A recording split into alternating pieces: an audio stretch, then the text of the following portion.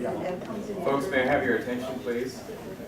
I could easily go without the microphone, but we keep the microphone for purposes of recording the event. And just so you know, we are recording this event, and we make it available on our website and through our YouTube channel, and we put it up on Facebook. And so if you have to leave early for any reason, you will have an opportunity to see this program in its entirety. So we welcome you here today. We welcome those in the future who are watching this program.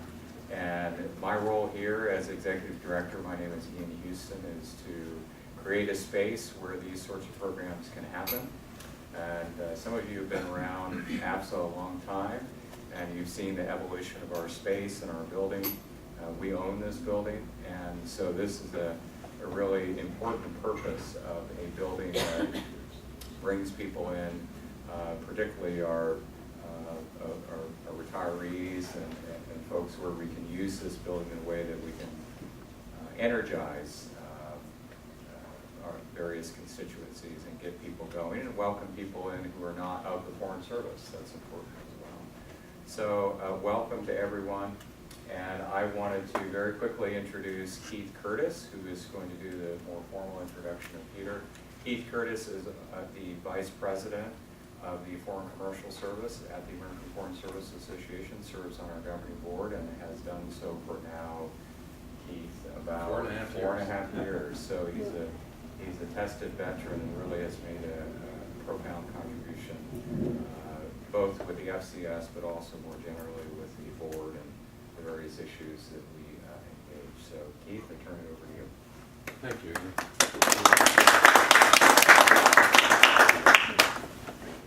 Oh, I see, so the video picks it up, okay. This is really a special pleasure for me to introduce my friend, Peter, and the guy who really got me interested in the Foreign Service.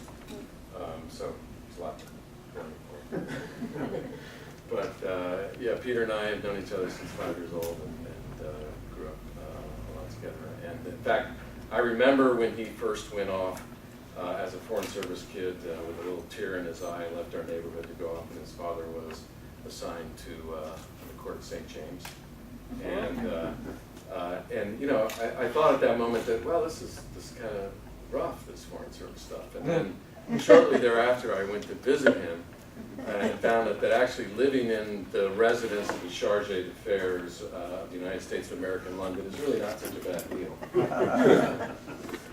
And then I broke a few things, and for those of you who know me, I'm still breaking things in the Foreign Service.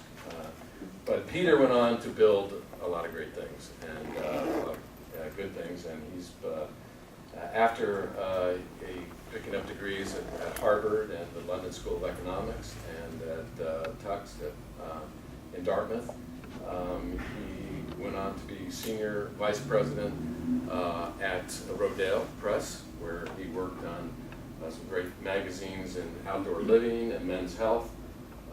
And now Peter is Senior Vice President at Elder Hostel, working on the Rhodes Scholar programs, which AFSA is very pleased to support and work with, and is a great resource for retired people. So I recommend it to you highly.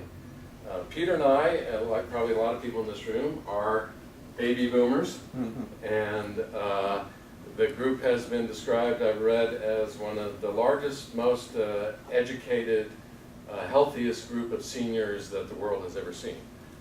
And how our group goes to retirement and does retirement will have a big impact on this country, and I think especially with leaders like we have in this room, will have an impact on the world as well. So one of the readings I read across to me about that is that Erickson has said that this period in life is a challenge between integrity and despair. And I think what Peter has done, and why we have him here today in writing this book about Masterclass, is really kind of, as Peter's always done, is provide some well-reasoned, thought-out methodology, kind of a guidepost of how to make that period of retirement one which is healthy and active, but also in which you maintain your integrity, right? So Please welcome my good friend and scholar, Peter Spiers.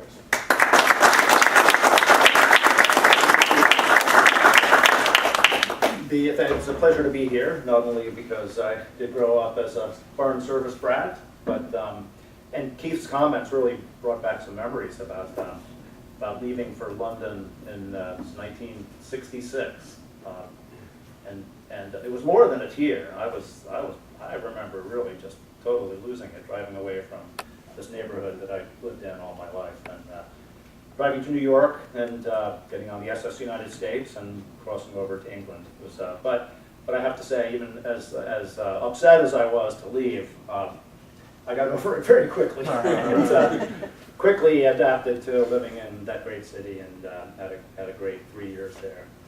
So I'm going to talk about three things this afternoon. One is Rhodes Scholar programs. The second is the people who go on Rhodes Scholar programs, and thirdly, how my interest in understanding kind of what makes the Rhodes Scholar participant tick led me to the research that led me to writing my book, Masterclass. And so I'm going to start with, before I even get to the Rhodes Scholar program, so I'm going to introduce a couple of people who are very important to my story, who some of you may have known at one point in your lives, but these are my parents, Ron and Peter Spiers.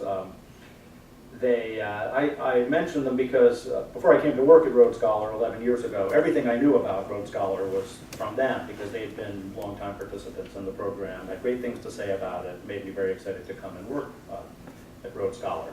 But I also have them in my presentation because I dedicated my book to them. And to me, they really were the first great model of what it means to age and retire successfully. As you know, my dad was the doll of the world, but he and my mother had kind of an understanding, and that the understanding was this: my mother would move with him anywhere in the world that he was sent. That included such great places as London and Nassau, but also some places that were not very interesting to work in, but not so great to live in, like Islamabad. And but the quid pro quo was that my dad had to agree when he retired to move to the small village in Vermont where my mother had grown up. And he didn't really want to do that. He would love to, I think, have stayed in Washington. But nevertheless, they made the most out of that, and were very active in every aspect of life and in their community. My father, they were very involved in the Lifelong Learning Institute in their community. My dad lectured on foreign policy at organizations all over southern Vermont, made friends and probably made a few enemies in that process as well. And my mother was on the board of the directors for the small library in their town. She and her sister founded the farmers market in their town, and they really had a rich life. Now they're still living and doing very well, but a couple of years ago they could no longer keep up the place in Vermont where they lived, and moved to a retirement community in Exeter, New Hampshire, where at 85 and 88 they're still going strong. And you might barely notice there's a third person in this photo. And my son Andy always asks me when I come home whether I pointed out that he's in this picture. So I've done my duty to Andy. This picture was taken 3 or 4 years ago. If we took it today, he'd be the tallest one in the picture by a long shot. So anyway, obviously one of the great things about working at Rhodes Scholar is going on Rhodes Scholar programs. And I feel a little funny talking to this group about travel, because not only are you so well traveled, but if you're anything like my parents, it's going to take you a while to get used to the idea of actually paying to travel. So that's something that you might think about for retirement. But I'm going to talk about 3 programs that I've personally been on that kind of reflect the range of what we do. One international program, one North America program, and one what we call Ventures Afloat program. And I'll add a sort of a audience participation element. I'm sure you'll all know all the answers because you all had to pass the Foreign Service exam at one point. So I'll start with the North American program. And my first question is, anyone know who painted this painting? George O'Keeffe. Very good.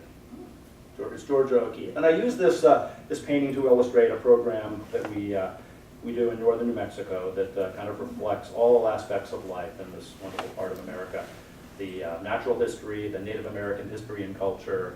Of course, New Mexico, especially Santa Fe and Taos, have long been had very active artistic communities, and George O'Keeffe lived and worked there for several decades, the latter part of her life. And I pair this painting of hers with this little church. It's the St. Francis of Assisi Chapel in Rancho de Taos, New Mexico. You can see why a painter like George O'Keeffe would have been attracted to this very kind of austere, geometric location. And she even stripped it down to just the building, the sky, and the land, stripping out the trees and the other buildings. And these two images really kind of reflect what we're all about at Rhodes Scholar. We offer sort of the indoor experience. We go to the George O'Keeffe Museum in Santa Fe, but then the outdoor experience too, really going into the field and seeing the kind of landscape that inspired an artist like George O'Keeffe. And always with a great instructor who takes us through and helps us interpret what we're seeing. So that's a North American program. My next, this is too easy. I need harder slides. So moving from art history to architecture. Anyone recognize this place? Yeah. Okay, so I'll add the harder question. What do the people in Barcelona call this building? Guelph? Is it Guelph? That's the park that you're thinking of. But anyway, I stumped you guys. So anyway, it's called, the people in Barcelona call it Las Piedras, which means the rock pile. And it's a bit of a derogatory term for a building that visitors and critics love. But there's not one straight line in the place. It's from the roof of this, you can see the more famous building, the Sagrada Familia Cathedral that they've been working on since 1920, and I don't think they're that close to finishing yet. But this is a program that my wife and I went on a couple of years ago called Independent City Discoveries, focusing on the work of Gaudi and his contemporaries. I mention this program because it represents sort of a new model for the way we do our program. So it used to be a classic elder hostel program, was very structured. Every meal was included, every hour of the day was scheduled. But now we've really studied the changing tastes, especially of the baby boomers. They want more free time to explore on their own, soak up the environment of beautiful, wonderful places like Barcelona. So in this program, we're with the group every morning, visiting places like Las Piedras, Sagrada Familia, having wonderful lectures. In the afternoon, we're on our own. But even when we're on our own, we have the support of the group, a wonderful group leader, a man on the left, Alex, who's one of our best group leaders all over the world. We have passes that get us into the museums, passes that get us onto the subways and the buses. And of course, one of the reasons you go to Barcelona is for the wonderful food. And I'm not a great photographer, but this photo always makes my mouth water. It's kind of a variation. You've all been to tapas bars. This is a kind of a variation of a tapas restaurant where you go in and there's a big buffet filled with wonderful food, stuff coming out all the time. You help yourself from the buffet. And then when you're ready to pay, you take your plates up and they count the number of toothpicks on the plates. And that's how they know how much your bill is. It's a great system. A little bit of an honor system, but it seems to work well. And you can just barely see my wife's hand reaching for the cold beer. That's important part of the experience too. So we're on our own every afternoon, but get together in the evening with the entire group in the hotel for a happy hour, talk about what we've seen, what we've particularly enjoyed, get ideas about what to do the next day. Inevitably, there are people you get to know better and very much like, and there was another couple who we met, who we had dinner with a couple of times, so I just like to show the picture of my wife on the right and the woman from this other couple, kind of to suggest that it's a very social experience as well. And even though there were people, this group was about 22, 24 people from all over the US, but we live in Lexington, Massachusetts, and this other couple lives in Lincoln, Massachusetts, which is a budding town. So we went 3,000 miles to become best friends with some people we might have met at the Stop and Shop. Well, that's sort of a regional retail reference. So that's a kind of a feel for an international program. The last type of program I want to talk about is what we call Adventures Afloat. We have programs on onboard ships all over the world, anything from the Queen Mary II to barges that go through the canals or rivers of Europe, steamboats that go down the Mississippi, and a couple of years ago, for most audiences, this seems like a fairly exotic sort of a trip. But for us, it was a sort of a trip of a lifetime. Probably won't seem like much to you. But we went on a program called French Polynesia Beneath the Surface, where we flew into Papeete, got on a small ship called the Paul Gauguin, which holds about 340 people, a fraction of the size, probably 1/15 the number of passengers of the Queen Mary II. They're big enough to go on the ocean, small enough to get into the lagoons and the beautiful places in this part of the world. So I like this picture because the peak on the right is said to be James Michener's inspiration for Bali High from Tales of the South Pacific, and of course later the movie. He was stationed there during World War II. So on this program we went into beautiful places like Bora Bora, where the ship can go right into the lagoon. We had a wonderful instructor who was a professor from the University of Hawaii, who was an expert on the geology and the ecology of the Pacific, and learned all about volcanic formation and how the reefs grow up, and eventually you're left with just an atoll. And the program was called French Polynesia Beneath the Surface. Sounds like a metaphor for just going more deeply into a subject. In this case, it was literally true. We spent part of every day snorkeling and with this great guide, really understanding not only the fish that we were seeing, but the ecological threats to the reef ecosystems, and just learned so much on this program. So that's a very quick kind of Cook's tour through our major program types. I'll mention one other that I personally haven't had experience with, but it's something that is growing in popularity. This group may be a little young to really relate to it, but we have programs that we call intergenerational programs, where grandparents and grandchildren go and learn together, and it's a great bonding experience. In fact, in our office, we call these programs Two Generations United Against the Common Enemy. Because the bond that grows up is when the parents aren't there is especially strong and terrific. So just a couple of final facts and figures about Rhodes Scholar. We got 6,500 programs, 50 states, 150 countries around the world. Activity levels from easy to challenging. An easy program might be more of a classroom experience where, for example, you'd go to the Peabody Institute at Johns Hopkins and study the works of Beethoven or George Gershwin. Challenging program might be hiking in a national park out west, or taking a cycling program. We have them all over the world. Then we have three levels in between.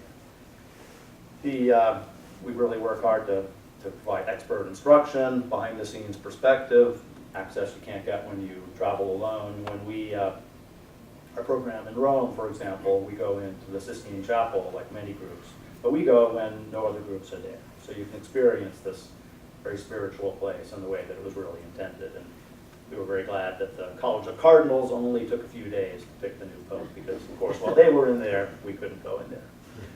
So learning is what the mission of Rhodes Scholar is, and it's a not-for-profit organization. But really what I think that ultimately the greater value of our programs is to our participants is the social experience. And the people who go on our program are really, I believe, quite special. They're curious, knowledgeable. They have a real sort of commitment to lifelong learning. About 1 in 4 of our participants had a career in education, either as a professor, a school teacher, librarian, school administrator. Very sociable. I described that happy hour at the program in Barcelona. Sometimes it was hard to get people to actually leave and go on to dinner or the next thing. And after I'd been going on Rhodes Scholar programs for a number of years, I really had this intuitive feeling that they were really a breed apart. So I embarked on a multi-year research project that I'm going to tell you about. And I kind of, the metaphor that I used to sort of characterize this was that I was really trying to decode the DNA of our participants. But before I get to my research, I want to talk just briefly about why I think this is an important topic, why anybody should pay any attention to it. So this, I guess, is the third of the 4 questions I'll ask you. It's more of a demographic question. Does anyone know how many millions of Americans there are who are 65 or older right now? Any guesses? It's about 40 million. And this chart kind of breaks down some of the past and future of this data point. 40 million now, but by 2050, it's expected to double to, more than double, to about 85 million. And this is obviously driven by the aging of the 78 million baby boomers born between 1946 and 1964. It's one of those forecasts that's it's almost certain to be true, unlike most forecasts, because demographics is a pretty reliable kind of a science.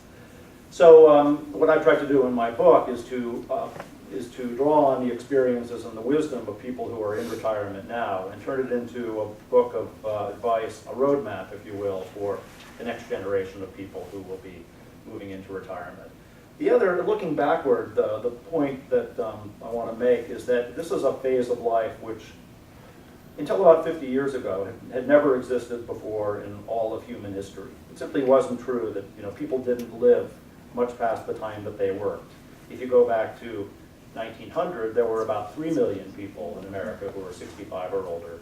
But if you're 65 now, you have a life expectancy of, I think it's officially 19 years, but if you're healthy and you can be many years beyond that. In 1900, you were 65, you made it that far at all, you were pretty worn out. And there's no simple way, or there's no simpler way of saying it.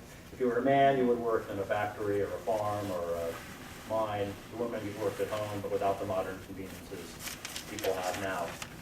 On the next slide, I have an artifact that I chose to kind of summarize the difference between life then and life now, and you'll all, I think, recognize this. So this is an old iron, and my grandmother had one of these in her house, but she used it as a doorstop, not as for its original purpose. So I think that's a sign of progress. And I like to say that the difference between life then and life now is that you didn't have to either make or use this artifact. And I'm going to digress with a little story, another story about why I picked this artifact. I've been reading my way through the Robert Caro biographies of Lyndon Johnson. Some of you may have read these. I think I'm on the third one. I haven't gotten to the new one yet. But in the first volume, which is about Johnson's youth, there's a long chapter about what it was like to do laundry in the hill country of Texas, where Johnson was from, before indoor plumbing or electricity. And the reason why it's in there is because it, not only to kind of give you context for Johnson's youth and the fact that he grew up in absolutely the poorest part of Texas, one of the last places in America to get electricity, but also to explain why he was such an advocate for rural electrification. But in this chapter, it talks about bringing water in from the well, bringing firewood in for the wood stove, heating up water, washing clothes on a washboard, running it through a hand wringer, hanging it out to dry, and then finally ironing it with another implement that you needed to heat up on the wood stove. These things weigh 6 to 8 pounds, and it was backbreaking work. So, long-winded way of saying that we're much better off to be 65 now than people were 100 years ago. So back to my research. About 7 years ago, I started with some focus groups. I went around the country, got groups of people who were in retirement or close to retirement, and focused on asking them questions about how they spent their time. I really wanted to kind of take an activity lifestyle approach to understanding what made these people tick. I did that, turned it into a survey, and did a national survey to a representative sample of people all over the country, not just Rhodes Scholar participants, and ended up with a segmentation scheme. I divided this population into 5 population segments and described them here, starting at 12 o'clock, going around clockwise. Called these focused mental achievers, contented recreational learners, anxious searchers, isolated homebodies, and pessimists.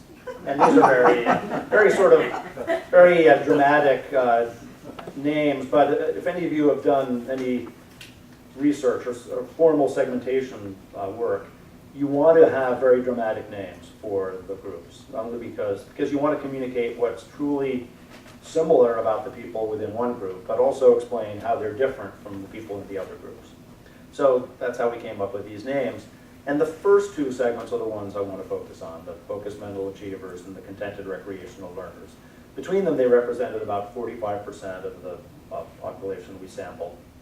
And these were the two groups that really conspicuously were extremely active and extremely happy in retirement.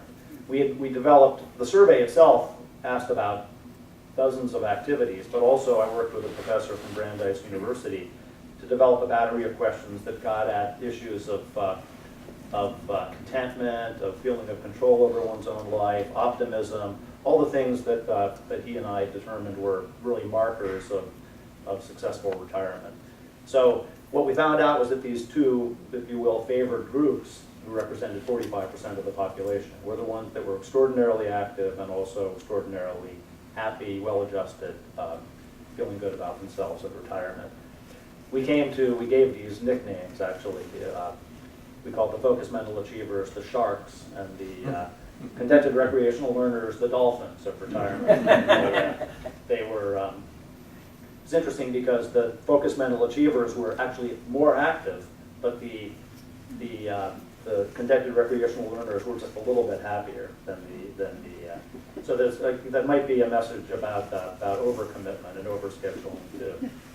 So the next thing we did though was take the same survey and do it to a panel of Rhodes Scholar participants, and we saw a very different kind of a pie chart where these two, if you will, favored segments represented about 85% of the population. So for the first time, we started to have some validation for this intuitive feeling that the Rhodes Scholar people were different from the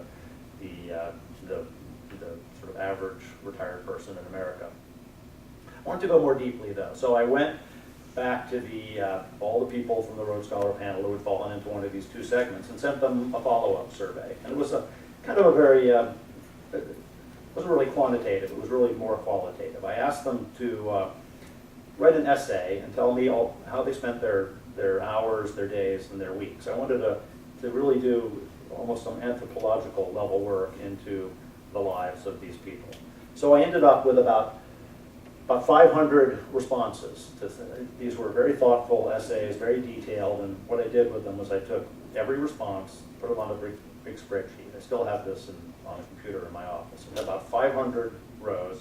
Every time someone mentioned a new activity that they did, I would create a new column. Ended up with about 100 columns. But there were about 30 activities that came up again and again. And that was interesting to me, so I decided to focus in on what was special about those activities. So I wrote back to all the people again, and they're probably getting tired of me at this point, and asked them to tell me if they were doing one of those 30 activities, how they got started, what they got out of it, what they liked about it, what advice they'd have for other people who might want to take those activities too. Got another 500 responses. Wanted more rich anecdotes, got on the phone with about 50 people, talked to them anywhere from 60 to 90 minutes, got great stories about their lives. So at this point I was sitting on a huge pile of empirical data about the lifestyle of this group of people. And I was beginning to develop some theories about what it all might mean. But at that point I took a time out, and I wanted to read into some of the academic literature in the field. So I read articles from gerontological journals, psychological journals, and wanted to see what the experts were saying about what it meant to be successful in retirement. And I found a lot of some new ideas, but also a lot of support for what I was some of the conclusions I was coming to. So I'm going to share those with you now, but first I wanted to talk about what some of these activities are. They include things like gardening, arts and crafts of all kinds, and painting, sculpture, woodworking, needle crafts. There's someone who's working on some needle crafts here. Okay. Physical activities of all kinds. The ones that came up particularly frequently were cycling, walking or hiking for exercise, playing tennis, dancing. I'll talk about that a little bit more later. Volunteer activities of all kinds. With this Rhodes Scholar group, there were lots of people who were really taking leadership roles in volunteering, serving as officers or board members for not-for-profit organizations in their community, a lot of teachers, so a lot of people were teaching ESL or literacy, but also more active kinds of volunteering. This is a photo from one of the service programs we do in cooperation with Habitat for Humanity. And that's a good, I think for this audience, especially people who are leaders, the idea of looking in retirement for a volunteer position with a community organization is a place where you have skills that would be so valuable to your community.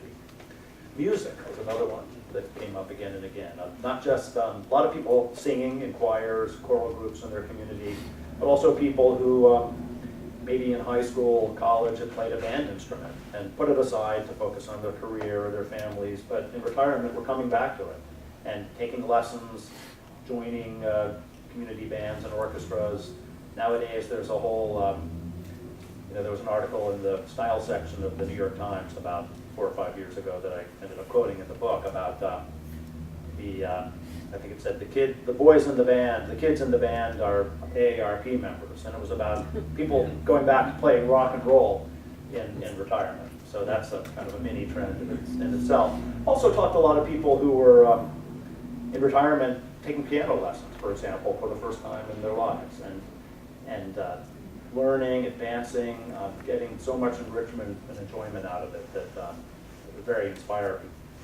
There's sort of a myth that only kids can learn musical instruments, and they have some advantages in terms of dexterity and kind of a blank slate, but older learners bring their own set of advantages, particularly in the areas of self-discipline and motivation. Now, Chekhov said, don't put a gun on the mantle unless you intend to shoot it in Act 3. So I'm going to cycle back to that kid whose head you saw in the earlier photo. Now he's a great lacrosse player and a great, I believe, of course I'm his father, that he's a very talented musician too. And I think he is, but getting him to practice is like pulling teeth. And that's not a problem you have when you take up a musical instrument in retirement. You're doing it because you want to do it, not because someone else is telling you or someone else is telling you that it's important.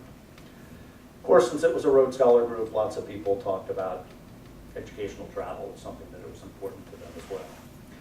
So I thought a lot about these 30 activities, and I was looking to extend my DNA metaphor, I was looking for maybe the molecular level. What brought these 30 activities together? What was the connective tissue between and among these activities?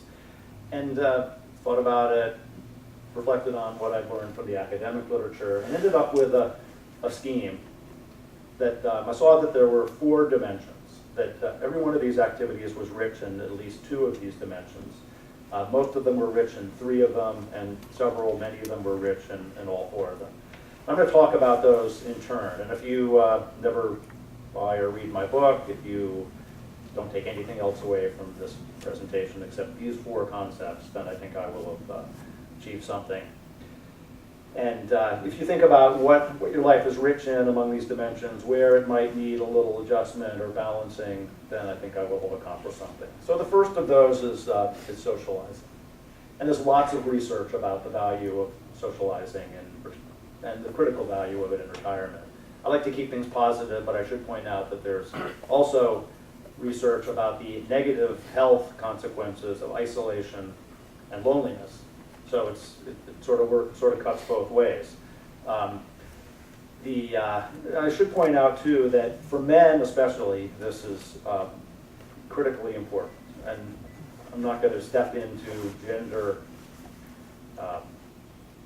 gender stereotypes, but whether it's genetic or cultural, women seem to be much better at socializing than men do.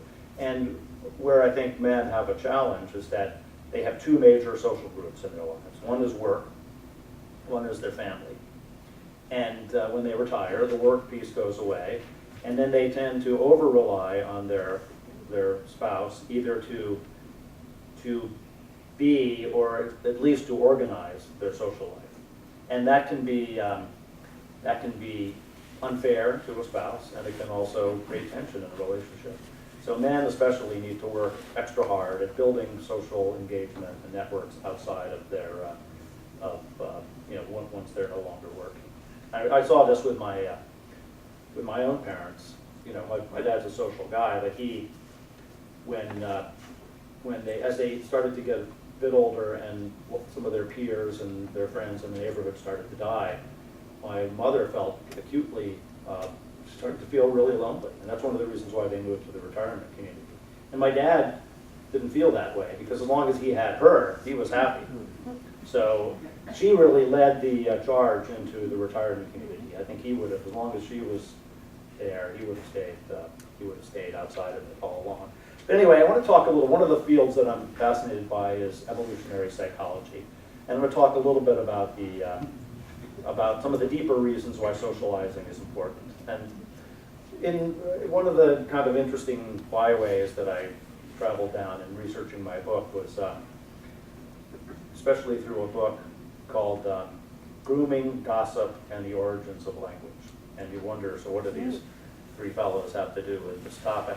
Now these are three chimpanzees doing a very common chimpanzee activity, grooming, and we've all seen it on National Geographic TV. And I'm sure it has health benefits, but it also turns out that the primate experts have demonstrated that grooming is one of the key mechanisms by which bonds of social bonds are built and maintained in primate society. They've also been able to show that it simply feels good, that it releases serotonins, those pleasure-inducing chemicals, just the act of grooming or being groomed. So what does this have to do with people? Well, this guy who wrote the book, Robin Dunbar, has theorized that human language arose to serve the same purpose in human society that grooming does in primate society. And it's a book-length argument, so I'm just going to pass on two of the pieces of evidence that he has for why this is true. One is that the typical primate social group is about 30 or 40 individuals. The typical human social group that depends on face-to-face communication for success is about 150 individuals.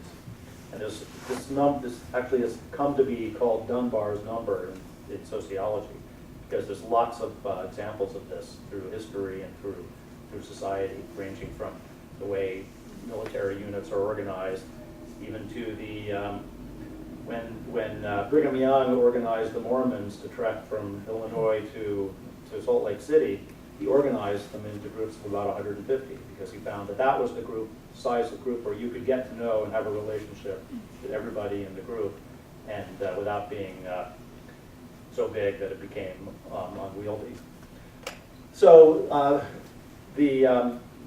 what Dunbar saw was that the human cortex is about 4 times the size of the primate cortex. So it's exactly bigger to manage this larger social network. He also spent some time really exploring what it is that people talk about in everyday conversations. Turns out that about 85% of all the conversations we have are what he would call, and he used it in kind of a neutral, rather not a pejorative way, called gossip. So it's talking about a relationship with the person we're talking to, talking about a family member, talking about a third person who we both know. And this act of simple communication is one of the great things that builds bonds of connection between and among human beings. And also, there's evidence that it feels good in the same way that grooming does for primates. So that's a long-winded explanation for one of the people I interviewed summed it up very well by saying that she said, always associate with passionate people. Mm-hmm. So the second, I'm going to make another point there, because I don't have this in my book, but I was giving this presentation in, I'll back up so we don't focus on that quite yet. I was giving this presentation at a Lifelong Learning Institute in Utica, New York, the Mohawk Valley Institute for Learning and Retirement. And I was speaking for my presentation. I had lunch with some of the leadership of this organization, and one of the women I was having lunch with was probably 80 years old, and she was involved on some of the committees in this Lifelong Learning Institute. But she told me that when she had retired at 65 or so, that all the friends that she had working started to sit around the house and do nothing. And she realized that her relationship, that these people were toxic to her. So this may sound a little bit cold, But she joined the Lifelong Learning Institute, and before too long had a whole new set of friends who were very engaged, very active, very inquisitive, and she, frankly, left behind that old group of friends. Not to completely abandon, but not to build her social life around people who were really not taking the steps that they needed to take to stay engaged in retirement. So I think it's important to be aware. You don't want to become one of those toxic people, and you don't, nor do you want to. You have to build circles that go beyond people who might be toxic to you. So the second dimension is moving, and I kind of have my little illustration for this is this happy little brain getting its exercise and sweating. And we have in Western culture, it was probably Rene Descartes who put this on us, this idea that the mind and the body were sort of existed in two separate realms. And you could probably have a great debate about religion or something else that may be true, but it's also true that the brain is an organ. And it's also a very specialized and very hungry organ. It represents about 2% of our body weight, but it burns about 20% of all the energy that we consume. So I have sort of a simple-minded equation that heart plus lungs equal brains. And my book is at least in part about cognitive health.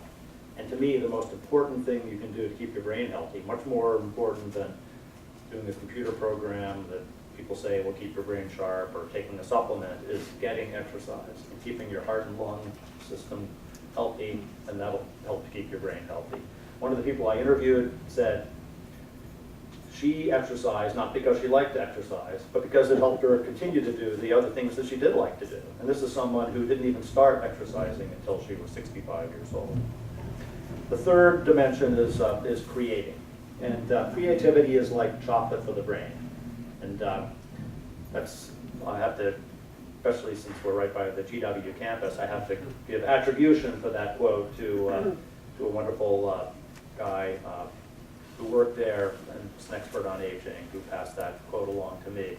But the chocolate is not the fattening milk chocolate, but it's that rich dark chocolate that stimulates and satisfies. And there's been a lot of research about the value of creativity in retirement. The studies have shown that it does everything from distract us from aches and pains, to help us build connections to and bring joy to others. And also, Keith referenced this earlier, it's, we have this, as Eric Erickson described, we have this tension in this stage of life between despair, and one of the other words he uses is kind of I think he might even have invented this word, generativity. And that's the drive we have in retirement to leave something of lasting value to future generations. And creativity is one of the ways that can be done, and I'll explain a little bit more about that in a minute. One of the great stories that of all the people I interviewed, probably one of my half dozen favorite stories that I have in my book, because it really is is related to this image from a Winslow Homer painting. The story, to me, sums up what it means to be brave, to be fearless, to reconnect with the dreams that you've had, that maybe you've deferred from an earlier stage in your life, to really to go the last mile to pursue your interests. This was a guy who had gone on some Rhodes Scholar programs that were about learning watercolor painting skills. He became very interested in Winslow Homer. Started reading everything he could about Winslow Homer. Before too long, was giving presentations at local art societies about Winslow Homer. Then he decided that he wanted to organize his travel around this interest. He wanted to go visit places where Winslow Homer had painted or fished, because Winslow Homer was a great fisherman as well as a painter. So they went to Maine, the Adirondacks, to Cuba, to Bermuda. At that point, his wife said, "You know so much about Winslow Homer, you should write a book about Winslow Homer." So he did. He wrote a book, and it's called Travels with Winslow Homer, Traveling with Winslow Homer, something like that. You can see it on Amazon.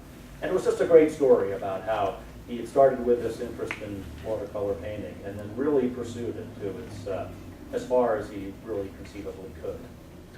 So the fourth dimension is thinking. And this thinking involved in a lot of the things that I've talked about already, but it's also true that some of the stuff that is kind of purely cognitive, one of the, Keith and I used to play, I think we were probably the last baby boomers to really love to play bridge. We played in high school, and it's almost a shame. To me, it's a shame that that's a game that's really lost popularity because it's great cognitive. Some people say that it's more challenging cognitively than chess, and it's a great social. It includes both competition and cooperation too, which is one of the really unique things about that game. But anyway, my illustration, this is my, I think my last Foreign Service exam question for you. You guys recognize this guy?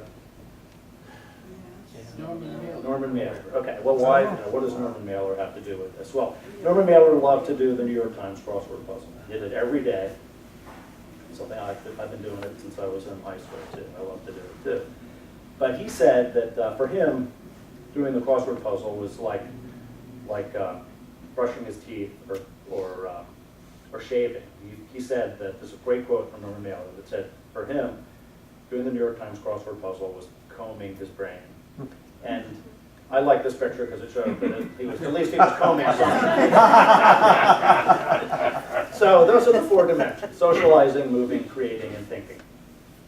Now, think about things you do in your life and through this prism. And I'm going to give you kind of an exercise in that. I'm going to talk a little bit about genealogy, not because it's more important than any of the others, but I have a great quote. And I'm going to read it aloud. You can read it on the screen. And think about it through the prism of these 4 dimensions. This person I interviewed said, "Now I have over 10,000 names in my file, and I'm hooked on not just the facts, but the story writing. I reconnect with cousins I haven't seen since I was a teen. I travel with a purpose. I have computer skills I never would have had. There's nothing like knowing you had an ancestor in the Battle of Saratoga to make you perk up and listen to the history of that battle." So break it down. Think about each of these in terms.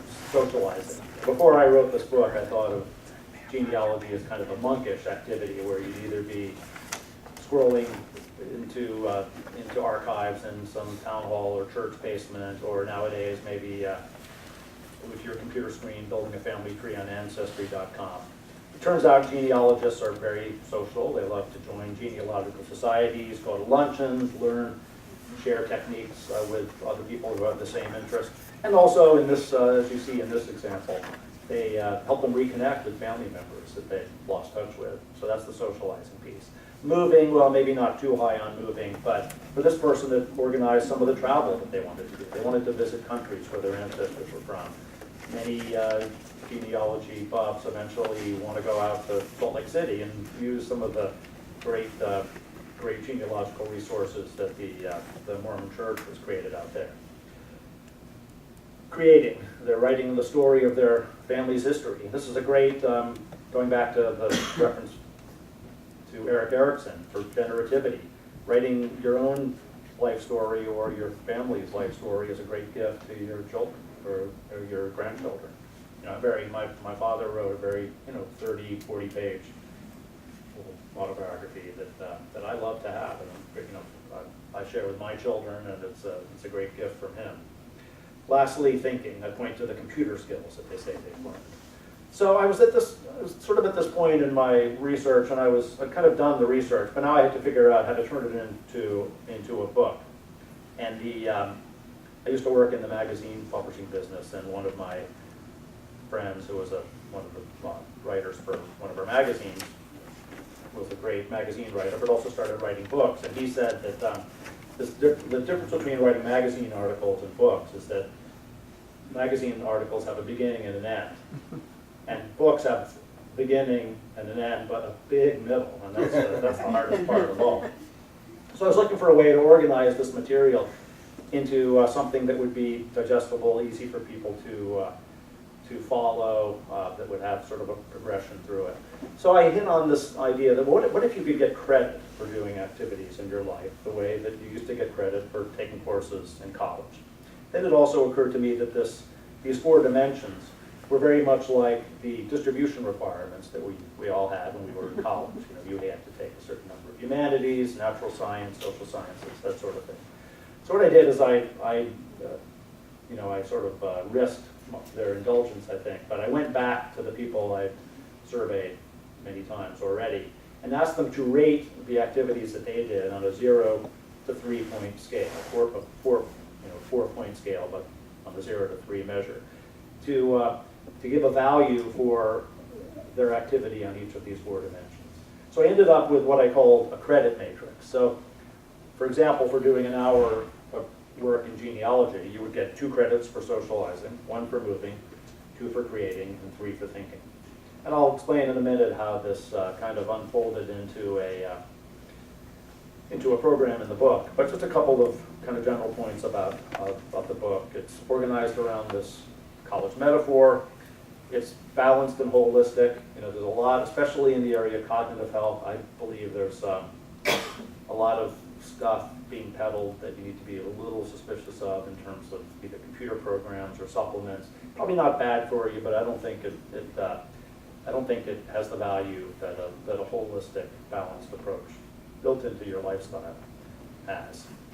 It's built on activities you almost certainly, especially a group like this, very educated, very active. You probably all have some of these activities you're doing already. But also I find that when I talk to audiences that almost everybody sees that there's one area that they or have an idea about something they might want to try, or an area that's a little bit out of balance that they want to try to address. Lots of inspiration from the people I interviewed. I really try to draw on their voices to talk about what's great about these activities, and also to give resources to get started in them. And then, even though it's organized around this college metaphor, it's there's no final exams. No one's looking over your shoulder. It's a self-paced, self-graded, and very flexible. So I organized the book into 4 courses: Masterclass 101, 201, 301, and 401. And each one I introduce another activity or another set of activities that are rich in one of these 4 dimensions, starting with socializing. So let me just pick one to talk a little bit more about. Let's say volunteering as a docent.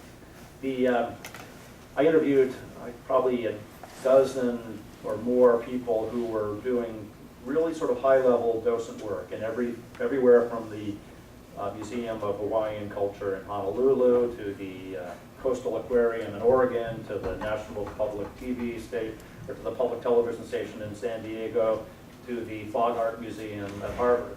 And what they almost all told me was that the training they got to become a docent was equivalent of getting a master's degree in their subject, especially when it was in an art museum. And not only, so it's a rich, stimulating intellectual experience, but then also you have the social experience of communicating it to visitors to a museum, and also, since you're often on your feet, it's good exercise too.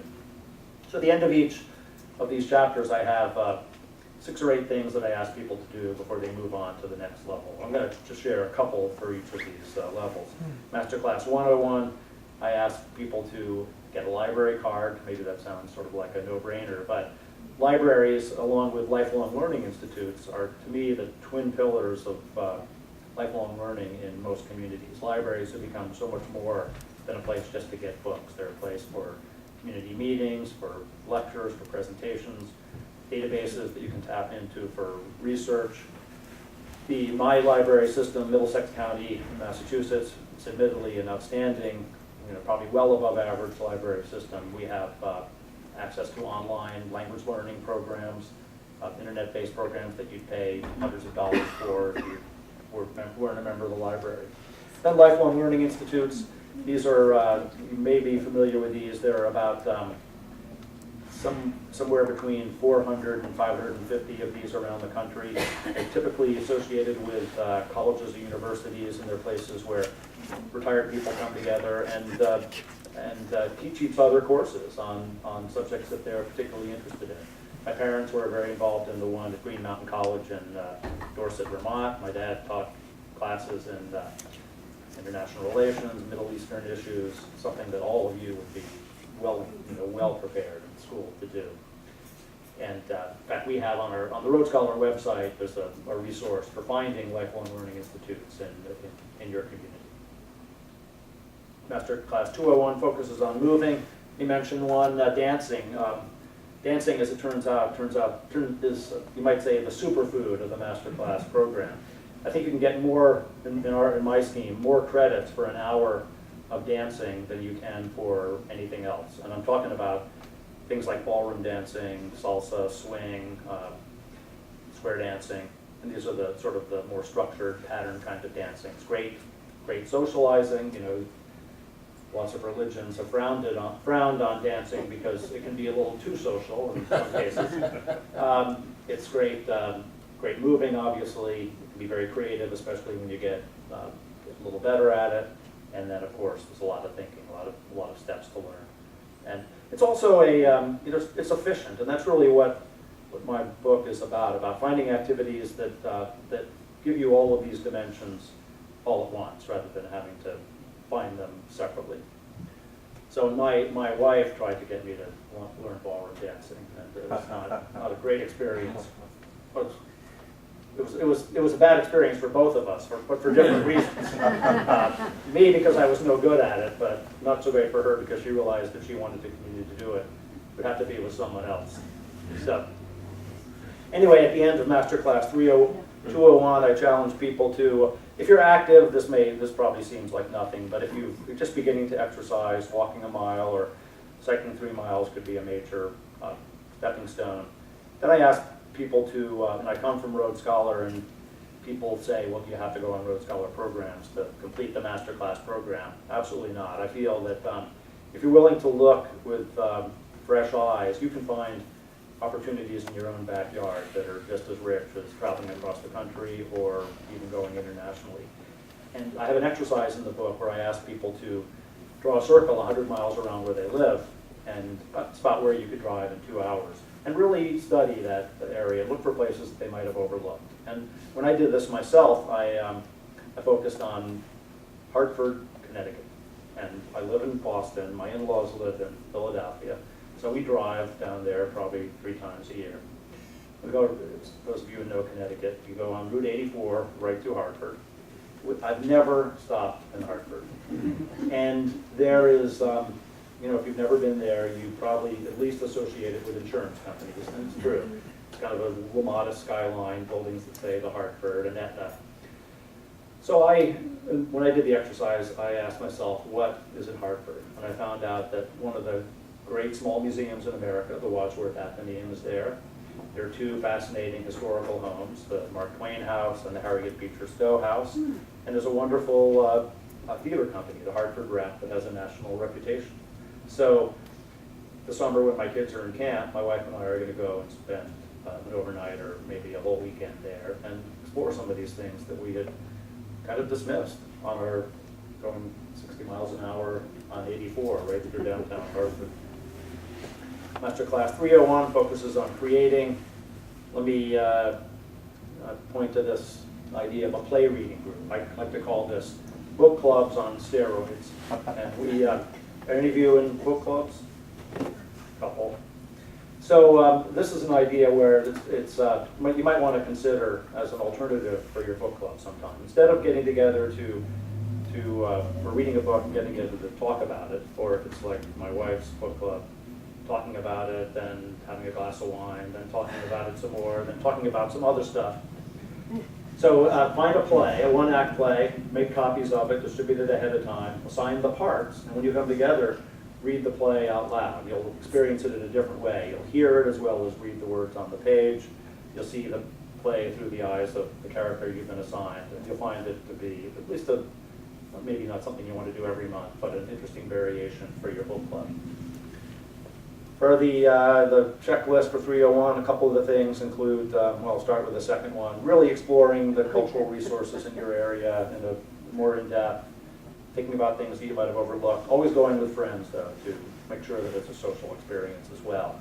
And then one of the interesting things that I learned in researching this book was that reading more challenging literature is actually better for your brain than reading not so challenging literature. And I maybe this seems obvious, but and I like the latest thriller, but what I've been trying to do, take my own advice, going back to reading some of the classics that I never read, like I'm finally reading Moby Dick and having a great experience with that. And I learned the other day that you can go to New Bedford, Massachusetts. Every year you can actually sign up, and they assign the novel in 10-minute segments, and they read the whole thing from beginning to end. It takes about 36 hours. Some people stay awake and listen to the whole thing, but just another little tidbit.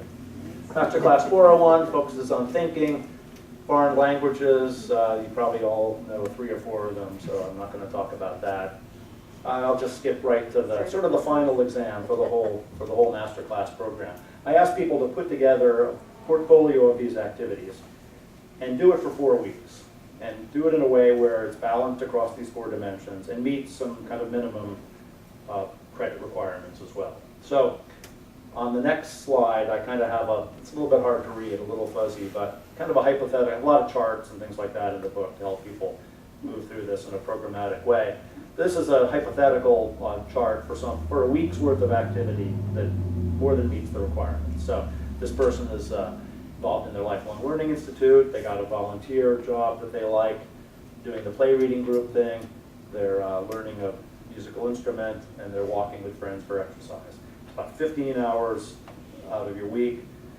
Gets 110 credits in that 90 to 110 range that I recommend. And it's well balanced across the 4 dimensions. I ask people to get at least 15 credits per dimension, but a little bit more for moving, because I think that has the added value of being so important for cognitive health. So I'm going to leave you with a quote and then a question, and then we'll do a little Q&A. I'm going to also give we have little name and address forms here. If you would like to join the Rhodes Scholar mailing list, I will also at the end draw one of these and give away a copy of the book too. So it's a little contractual thing. And so if you want one of those, maybe Keith or someone else will get one for you. But anyway, the quote is this: "I'm so busy I need to retire from my retirement." And I think that's, when I was talking to Keith ahead of time, one of the dangers can be overscheduling. So I think you've got to worry about that at some point too. But the question that I'll leave you with is one that I don't have in my book, but when I was giving this presentation several months ago, someone came up to me afterwards and said that she had heard this and reminded her of my book, and I liked it a lot, so I stole it. And anyway, the question was this: when was the last time you tried something for the first time? And I think if you really thought about that a lot, if you really take that to heart, you're willing to reconnect with dreams that you've had earlier in your life, really pursue them, be brave, that you will all have wonderful retirements. So I thank you very much, and be happy to answer questions.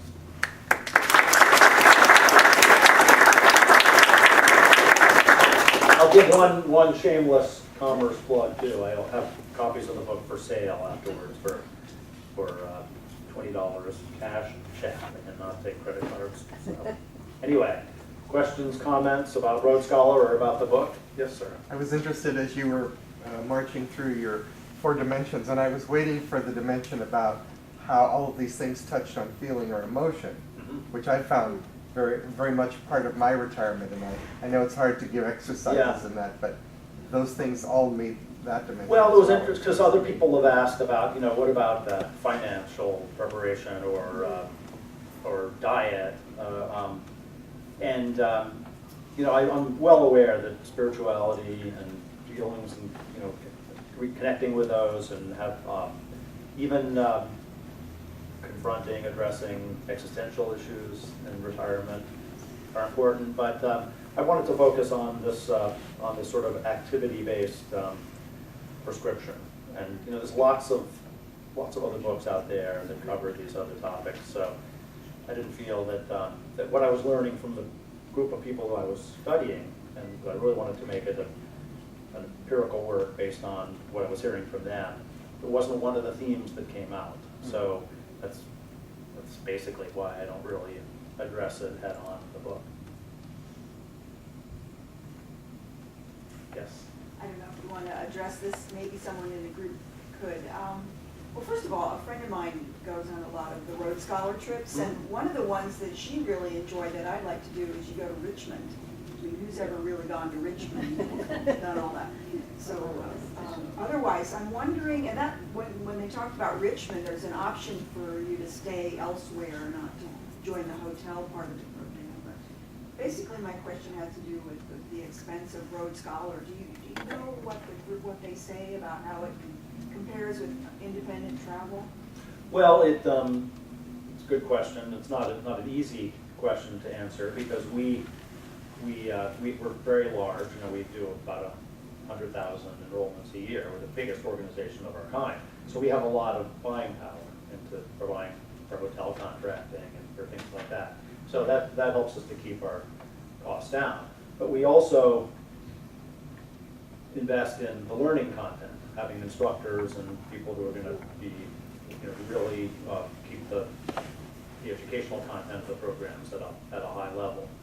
The other thing that we do is, except for cases like Barcelona, where we're very clear about what's not included, we basically include everything. With a lot of other, this doesn't address independent travel so much, but there are other groups as well. But typically, you'll find that you'll be a very low price, and you'll buy a trip to program in Paris. But then you'll find out that if you want to go to Versailles or Giverny, that's going to be another $200. And then you find you have to tip the driver and the group leader. We don't do that. Everything's very clear. All those things like tips and the meals that we're very clear about what meals are included and what aren't. So I would say that on the independent side, you probably can do it more cheaply on your own. But we include the educational piece, and we also, especially as in certain environments or as you get older, you want to have the comfort and support of the group. So that's another advantage. Yes. What do you mentioned earlier in terms of the communication, and it seemed like it was one-on-one or group communication and socializing, Yep. et cetera. What effect in your opinion, does the new electronic age have on that? Well, that's a great. It's a great question, and I personally, maybe I'm old school. I don't believe that virtual communication has the value that face-to-face communication has. Although that's not. There are other people who strongly disagree with that. They think that virtual communication is just as valuable.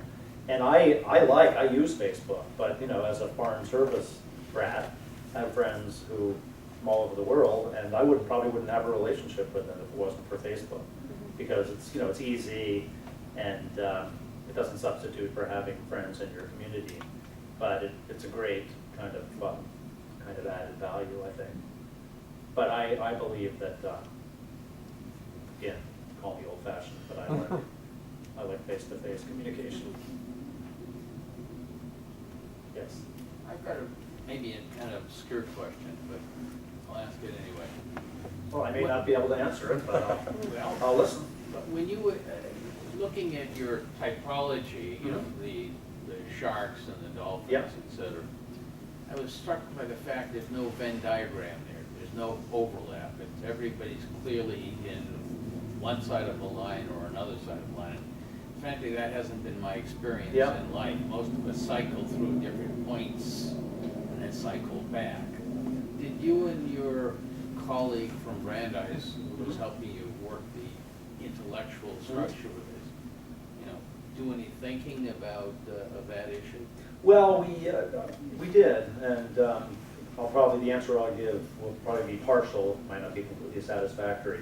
But what because other people have asked, isn't that just the progression you go through as you get older? And that was absolutely not true, because the average age of all of the people across these 5 segments was almost identical. I think it was about 67, 68, with maybe 2 years variation at the most between the oldest and the youngest average age for those groups. So it was definitely true. There were some differences. There were, there people say, well, what was it really? Is the bigger distinction socioeconomic circumstances or education? And that certainly is a factor, but it does not. It's not determinative. There are plenty of people who are very educated and have the means who are in the isolated homebodies or the pessimist groups, and plenty of people who didn't have them who are in the more favored groups. So, and to me, the most interesting segment of all, which I didn't really talk about, is the anxious searchers. Because there are people who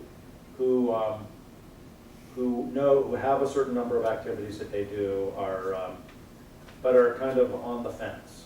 And the anecdote I told from Utica, the woman who left her old friends behind and went to a whole new set of them, to me was profound. And I wish I'd heard that before I wrote the book, because this demonstrated that you can be on that fence, and through your own personal choice, you can make the decision to move in a more positive direction rather than falling back into another direction. So, we were I guess pretty committed to the segmentation approach, and that we found it to be robust and very informative. So we didn't look at some of these other ways that you might present the same data.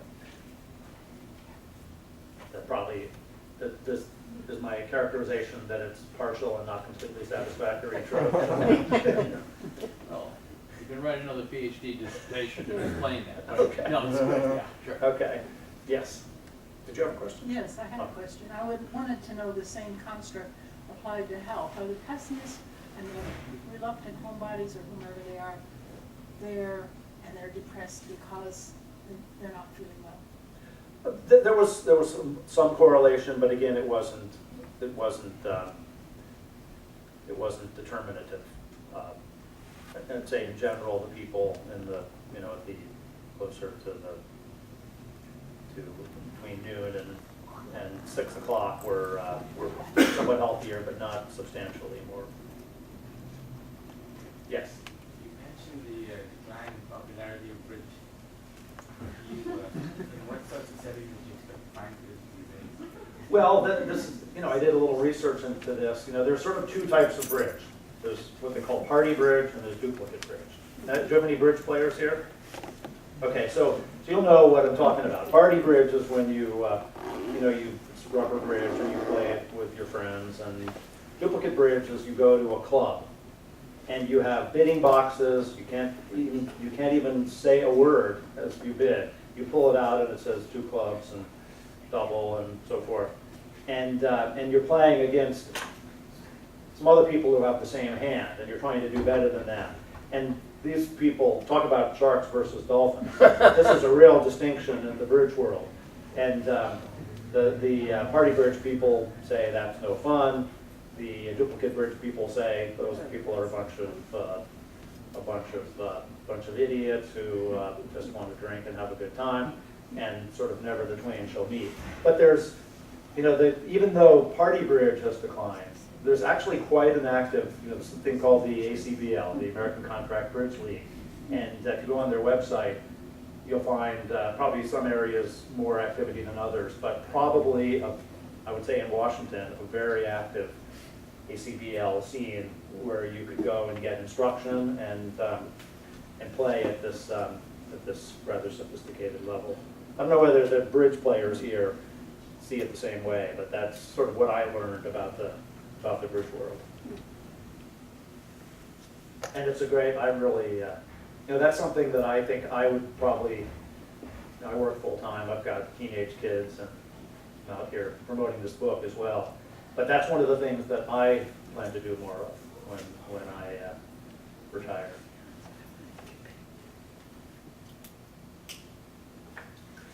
Well, would anyone like to join the Rhodes Scholar mailing list? And let's do that piece, and then yeah, sure. And then I can we'll collect them. We'll just take a few more minutes. If you can do that quickly, I'll take one and draw one and give away a copy of the book, and then I have, as I said, more books that I'd love to sell to you and sign for you. And while we're doing this business, if there are any other final questions or comments, I'd love to entertain them. Yes, sir. One of the issues, it seems to me, is the issue of following your passion versus trying to keep a breadth to your life. And it seems that there are kind of two different ways to approach it. Do you have any observations on that? Well, I think that, I like to think that you can do both. I mean, if you think of the college metaphor again, you had to fulfill these distribution requirement, but you also had a major. So you can't really do just one or the other. So I love, to me, a passionate, people I admire the most in the world are people who are passionate about something. And and not everyone's going to find that. But if you have it, I would say go for it. But don't neglect the other things. I mean, you don't want to be if your passion is writing a novel. And then, you know, I know from as a writer myself, it's a very solitary kind of existence. And you've got to make sure that you go out and get some exercise. And you know, you don't want to. It's a tough message for people who are passionate about a subject, but I think the balance is so important too. I mean, There was a guy named Greenleaf who made an observation that one of the problems with our modern life is that there's a lot of things that we can just waste our time at. yeah, that's so true. And the difficulty is making sure that you don't simply waste your time Yeah. doing things that don't really produce anything. I mean, one of the things that occurs to me is the daily news.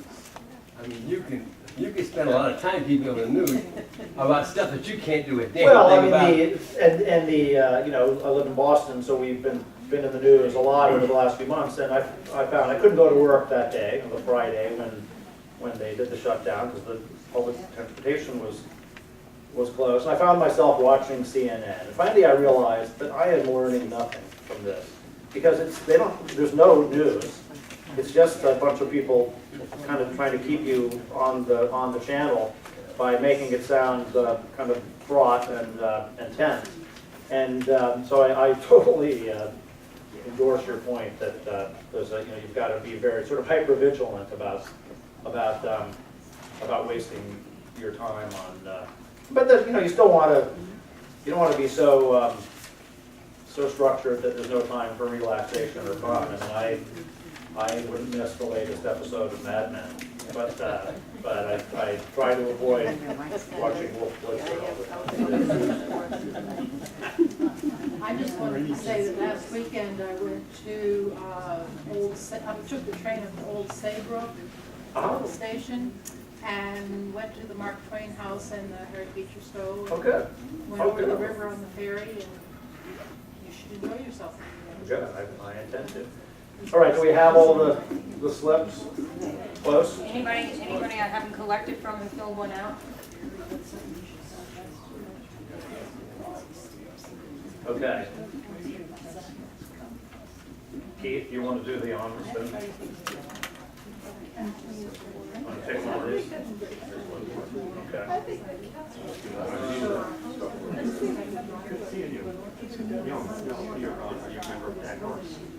Okay, we all ready? This is the winning moment. Ta-da. Marilyn Bianco. Okay, we'll come up and see you afterwards. Again, thanks for coming, and I really enjoyed it.